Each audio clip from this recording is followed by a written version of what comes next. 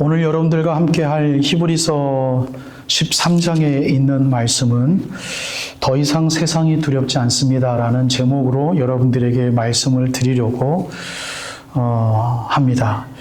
몇 가지 명령이 나와요. 우리 오늘 본문에 보면 첫 번째는 형제 사랑을 하기를 계속하라 라고 이야기를 합니다. 여러분 히브리서에 나와 있는 13장 1절의 말씀이 마치 어드밴스드 영적인 훈련을 하는 그러한 이미 어느 정도 공부를 한, 이미 경건에 대해서 공부를 한, long suffering에 대해서 사랑이 무엇인지 이미 경험을 한 사람에게 이야기하는 것 같아요. 왜냐하면 형제를 사랑하라 라고 나와 있는 게 아니고요. 형제 사랑하기를 계속하라 라고 나와 있기 때문입니다. 여러분들이 그렇게 되어졌으면 좋겠습니다. 여러분 사랑은 고린도전서 13장에 있는 것 하루에 한 번씩 묵상해도 지나치지 않을 만큼 우리들에게는 이센셜한 파트입니다. 정말 중요한 것입니다. 예수님이 그러한 사랑을 우리들에게 주셨기 때문이지요. 우리를 품기 위해서 그분은 그 suffering, 그 고난을 끝까지 마음에 품고 계셨습니다. 누군가를 사랑하기 위해서 그 품고 살은 사람에게 이야기하는 거예요. 분하지, 참지 못할 것 같지. 그 관계가 보일 때마다 막 퍼붓고 싶지. 그렇게 하지 않을 때마다 괜히 손해보는 것 같지. 그래, 너 그렇게 조금 너 성질을 내서 품어내니 그 순간은 기뻤던 것 같지. 그런데 오늘 기분은 어떠니?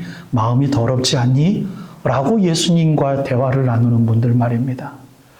너 유익을 구하지 않기 위해서 어머나 너 얼마나 열심히 정말 잘 살았구나. 남들을 먼저 생각하고 남들에게 너의 것을 베풀기 위하여 너무나도 수고가 많았다. 야, 정말 힘들지? 라는 하나님과의 대화를 살아본 사람들 말입니다. 그래, 그렇게 계속하라 라고 부탁을 하는 겁니다. 여러분, 하나님의 삶을 살아가기 위해서 수고하시는 것이 있다면 계속하십시오. 두 번째 명령은 이것입니다. 친하지 않은 사람이라고 제가 강의를 해드렸는데요. 손님 대접하기를 극진히 하라고 하거든요. 옛날 손님은요, 갑자기 찾아와서 여간이 없는 사람들, 어느 지역에 왔는데 친척이 없어서 머물 데가 없는 사람들, 그냥 아무데나 문을 두드리는 습관이 있었던 사회였어요. 요즘에는 있을 수 없는 거죠. 그러니까 친숙하지 않고 친하지 않은 사람들이라고 해석을 해도 무난할 것 같아요. 나에게 이 사람이 왜 전화를 하지? 이런 정도의 사람이죠. 뭐 또 나에게 도움이 필요하구나. 이 사람은 꼭 도움 필요할 때만 나에게 연락해. 얄밉죠. 정말 얄밉죠. 그런 사람들에게 어떻게 해요? 극진히 대접하라는 겁니다. 여러분 얼마나 힘이 듭니까? 세 번째 명령은 이것입니다. 좀 어려운 건데요. 너희도 함께 갇힌 것 같이 갇힌 자를 생각하고, 즉 억압을 받는 사람을 의미합니다. 너희도 몸을 가졌은즉 학대받는 자를 생각하라. 무슨 뜻입니까? 채찍질을 맞고 수갑을 이렇게 채우고 또는 몰매를 당하고 또는 그러한 어려운 뭔가 죄를 지어서 뭔가 몸에게 좀 벌을 받는 사람들이죠. 옛날에 그러한 사람들이니 저는 그저 이렇게 한번 강의해 드려 봅니다. 억압을 받고 불공평함으로 인해서 어려움을 겪고 있는, 마치 살인하지도 않았는데 과거에 죄를 지은 전과자라고 해서 또 나는 죄를 짓지도 않았는데 다시 붙잡혀가는 사람. 불공평함이죠. 그러니까 옛날에 그러한 사회범, 정치범, 이러한 사람들 모두를 너희들도 그러할 가능성이 있었던 사람이고, 그러한 영적인 그러한 억압을 사단에게 받았던 자들이니 이제 내가 너희를 자유케 했으니 그러한 사람들을 참 멋있죠. 말씀이 생각하라 라는 겁니다. 찾아가서 도와주라 그러면 우리 하나님 이거 어떻게 합니까? 라고 하는데 생각하라, 기도하라라는 거지요. 사회의 정의를 위해서 기도하라는 거죠. 그렇게 어려운 사람이 있었다면 하나님 그들 편에 서줘서 하나님 아버지 도와주십시오. 사회의 정의의 하나님이 되시는 하나님이시요 부정의와 하나님 싸우시는 하나님, 이 세상의 정의가 충만케 하여 주시옵소서. 책임감 있는 기도를 하라는 것 아니겠습니까? 네 번째, 이렇게 명령을 합니다. 성적인 죄악에서 멀리하라라는 것입니다. 4절 말씀에 그렇게 나와요. 모든 사람은 결혼을 귀히 여기고 침소를 더럽히지 말라. 여러분, 이것은 무엇입니까? 그냥 이혼을 하는 것에 대해서 죄악시하는 것이 아니라 성적인 죄악을 의미합니다. 성적인 죄악. 여러분들이 얼마만큼 여기에 연관된 그러한 생활을 혹시 경험하시는지는 너무 프라이빗한 얘기이기 때문에 여러분들 잘 모르겠습니다만, 성적인 것에서 남녀 모든 나이에 불문하고 우리는 노출된 삶을 살아갑니다. 이것은 하나님 앞에 영적으로 내가 음란하지 않겠습니다라고 기도를 하는 자로서 항상 생각해야 되는 것이, 육적으로도 하나님 아버지 내가 깨끗한 삶을 살아드릴 수 있도록 하나님 아버지 나를 속사람을 강건케 하여 주시옵소서. 늘 기도할 때 항상 노출되어 있는 그러한 사회의 어떤 순간순간 속에서 우리들의 기도 제목이 생각나서라도 그 자리에서 스탑할 수 있는 하나님의 인도하심이 분명히 우리를 보호해 주실 줄로 믿습니다. 마지막 5번째 명령은 이것입니다. 재물을 잘 다스리라라는 것입니다. 5절 말씀은 이렇게 명령합니다. 돈을 사랑하지 말고 있는 바를 족한 줄로 알아라 라고 이야기를 하죠. 여러분, 죄송합니다. 이렇게 말씀드려서, 그러나 말씀이 그렇게 이야기하기 때문에 여러분들 이렇게 한번 제가 강의해 봅니다. 여러분들이 가지고 있는 어카운트에 있는 돈들 여러분께 아닙니다. 하나님의 것입니다. 여러분들이 가지고 있는 집 여러분들께 아닙니다. 하나님의 것입니다. 말이 안 되죠. 여러분들의 이름으로, 우리들의 이름으로 어카운트가 분명히 있어서 돈이 있는데 하나님의 것이라니. 내가 이 집을 내가 어떻게 내가 몰개지를 지금 마무리해 가면서 혹은 다 내가고 다 내서 내 집을 삼기 위해서 내가 어카운트를 어떻게 내가 정리했는데 이게 하나님의 것이라니. 여러분, 조금 믿음이 있는 사람들에겐 부담이 되어졌으면 좋겠습니다. 제가 이렇게 한번 얘기 드려요.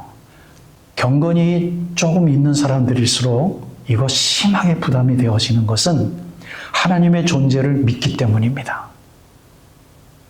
여기서 부담감이 없고 여기서 해방된 사람은 하나님의 존재를 전혀 믿지 못하는 사람들이에요. 어떤 사람이 다른 법을 사용을 해가지고 이 집 네게 아니라 내 거야 그러면, 여러분, 훌륭한 변호사를 싸는 한이 있더라도 싸워야 되지 않겠습니까? 내 건데 지 거라고 하니까 얼마나 분한 겁니까? 이건 소송해서 싸워야지요. 왜? 그 사람은 정말 내 눈에 보이니까. 그렇죠. 그러니 하나님의 권세와 일하심이 정말 보이고 하나님의 권능과 주재하심이 내 삶을 주관하시고 그분이 나의 모든 것을 인도하시는 내 구원자이심을 내가 믿는다면, 그건 네 거 아니야 내 거라고 생각을 하면 기분 나빠야 돼요. 신경 쓰여야 돼요. 항상 내가 어카운트를 관리할 때마다 이게 내 게 아니라 하나님 거라고 하나님이 보인다면 내가 기분 나빠야 되고 내가 신경이 쓰여야 돼요. 더 한 걸음 나아가서 오늘 말씀은 이렇게 부탁을 한 겁니다. 그 부담을 갖고 있는 자들에게 돈은 네 게 아니라 하나님의 것이니 그걸 너 사랑하면 안 돼. 남들에게 네 돈이라고 자랑하면 안 돼. 라는 명령이 비로소 하나님의 권세를 믿고 있는 자들에게 워킹할 수 있는 말씀이라 저는 믿습니다. 여러분들이 갖고 있는 빌롱링에 대하여서 부담을 갖고 계십니까? 내가 이렇게 써도 되나? 내가 이걸 함부로 이렇게 생각해도 되나? 라는 부담감이 한순간이라도 있으시다면 여러분들은 하나님을 믿고 있는 분들입니다. 감사하십시오.